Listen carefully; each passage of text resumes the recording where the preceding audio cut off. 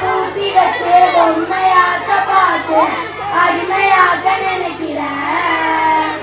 இப்படியே போனாக்கா பூச்சி இங்கே வாழுந்தா புழுவு இங்கே வாழுந்தா மனுஷ பையன மட்டும் மண்ணாகி போயிருந்தா. என் பாப்பா ஆடுதான் நான் ஆடலாம நான் அப்படியே